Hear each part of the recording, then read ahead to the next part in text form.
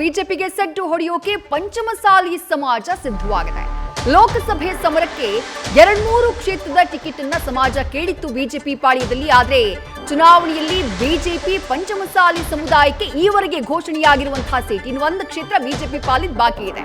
1 ಕ್ಷೇತ್ರಕ್ಕೆ ಮಾತ್ರ ಪಂಚಮಸಾಲಿ ಸಮುದಾಯಕ್ಕೆ ಟಿಕೆಟ್ ನ ಕೊಡಲಾಗಿದೆ. ಹಾಗಾಗಿ ಸಮಾಜದ ಕಡೆಗಣನೆಗೆ ಆಕ್ರೋಶ ವ್ಯಕ್ತವಾಗಿದೆ ಪಂಚಮಸಾಲಿ ಸಮುದಾಯದಲ್ಲಿ.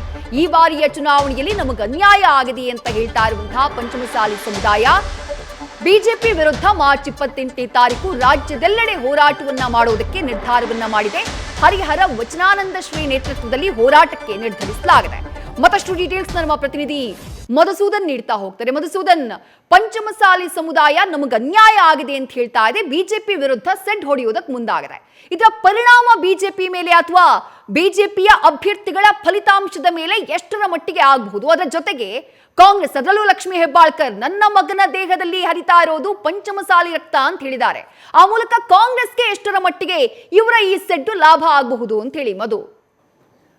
ನಿಜ ವಿದ್ಯಾಶ್ರೀ, 2024 ಲೋಕಸಭಾ ಕ್ಷೇತ್ರದ ಚುನಾವಣೆಯಲ್ಲಿ ಈ ಬಾರಿ ಪ್ರಬಲ ವೀರಶೈವ ಲಿಂಗಾಯತ ಮತಗಳೇ ನಿರ್ಣಾಯಕ ಆಗಿರೋ ಅಂತ ಉತ್ತರ ಕರ್ನಾಟಕ ಭಾಗದ ಒಂದಷ್ಟು ಕ್ಷೇತ್ರಗಳಲ್ಲಿ ಎಫೆಕ್ಟ್ ಅಂತೂ ಗ್ಯಾರಂಟಿ ಆಗೇ ಆಗುತ್ತೆ. ನೋಡಿ, ಇಡೀ ವೀರಶೈವ ಲಿಂಗಾಯತ ಸಮುದಾಯದಲ್ಲಿ ಅತ್ಯಂತ ಹೆಚ್ಚು ಸಂಖ್ಯೆಯಲ್ಲಿ ಇರೋ ಅಂಥದ್ದು ಪಂಚಮಸಾಲಿ ಸಮಾಜ.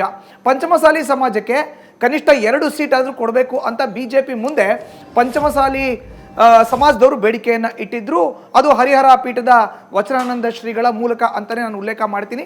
ನೇರವಾಗಿ 2 ಸ್ಥಾನಗಳನ್ನು ಬಿಟ್ಕೊಡ್ಬೇಕು. ಈಗ 9 ಕ್ಷೇತ್ರಗಳನ್ನು ಪ್ರಬಲ ವೀರಶೈವ ಲಿಂಗಾಯತ ಸಮುದಾಯಕ್ಕೆ ಬಿಜೆಪಿಯವರು ಕೊಟ್ಟಿದ್ದಾರೆ. 9 ಮಂದಿ ಅಭ್ಯರ್ಥಿಗಳು ಇದ್ದಾರೆ ವೀರಶೈವ ಲಿಂಗಾಯತದವರು.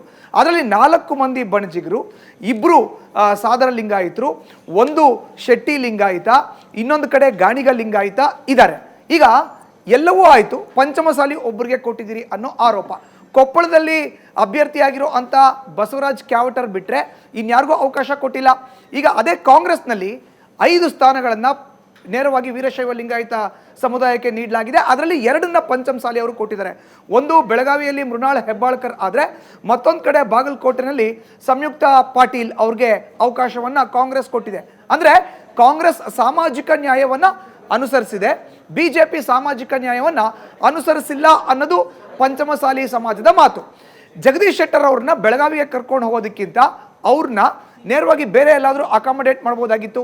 ಬೆಳಗಾವಿನೂ ಕೂಡ ಪಂಚಮಸಾಲಿಗಳು ಕೊಡ್ಬೋದಾಗಿತ್ತು. 2 ಕಡೆನೂ ಪಂಚಮಸಾಲಿಗಳು ಇರ್ತಾ ಇದ್ರಲ್ಲ ಅವಾಗ ಅನ್ನೋ ಒಂದು ಮಾತನ್ನ ನೇರವಾಗಿ ಪಂಚಮಸಾಲಿ ಪೀಠದವ್ರು ಆಡ್ತಾ ಇದ್ದಾರೆ, ಸಮಾಜದವ್ರು ಆಡ್ತಾ ಇದ್ದಾರೆ. ಇದಕ್ಕೆ ಬಿಜೆಪಿ ಏನು ಉತ್ತರ ಹೇಳುತ್ತೆ ಗೊತ್ತಿಲ್ಲ. ಆದರೆ ಹರಿಹರ ಮಠದ ಪೀಠಾಧಿಪತಿಗಳು ಆಗಿರೋ ಅಂಥ ವಚನಾನಂದ ಶ್ರೀಗಳು ಈಗ ಇಡೀ ರಾಜ್ಯದಲ್ಲಿ ಪ್ರವಾಸವನ್ನು ಮಾಡ್ತಾ ನೇರವಾಗಿ ಬಿಜೆಪಿ ನಮಗೆ ಅನ್ಯಾಯವನ್ನು ಮಾಡಿದೆ, ನಾವು ಈ ಬಾರಿಯ ಲೋಕಸಭಾ ಕ್ಷೇತ್ರದ ಚುನಾವಣೆಯಲ್ಲಿ ಬಿಜೆಪಿಗೆ ಬೆಂಬಲವನ್ನು ನೀಡೋದು ಬೇಡ ಅನ್ನೋ ಒಂದು ಸಂದೇಶವನ್ನು ರವಾನೆ ಮಾಡ್ತಾರೆ ಅನ್ನೋ ಒಂದು ಮಾಹಿತಿ ಇದೀಗ ನ್ಯೂಸ್ ಫಸ್ಟ್ಗೆ ಲಭ್ಯ ಆಗಿದೆ. ಜೊತೆಗೆ ನೇರವಾಗಿ ರಾಜ್ಯ ನಾಯಕರು, ರಾಷ್ಟ್ರೀಯ ನಾಯಕರಿಗೂ ಕೂಡ ಈ ಸಂದೇಶವನ್ನು ರವಾನೆ ಮಾಡಲಿಕ್ಕೆ ಒಂದು ವೇದಿಕೆಯನ್ನು ಸಿದ್ಧಪಡಿಸ್ಕೊಳ್ತಿದ್ದಾರೆ ಅನ್ನೋ ಮಾಹಿತಿ ನ್ಯೂಸ್ ಫಸ್ಟ್ಗೆ ಲಭ್ಯ ಆಗಿದೆ. ವಿದ್ಯಾಶ್ರೀ, ಥ್ಯಾಂಕ್ ಯು ಮಧುಸೂದನ್, ತಮ್ಮ ಡೀಟೇಲ್ಸ್. ನ್ಯೂಸ್ ಫಸ್ಟ್ ನಿರ್ಭೀತಿಯಿಂದ ನಿಮ್ಮ ಪರವಾಗಿ.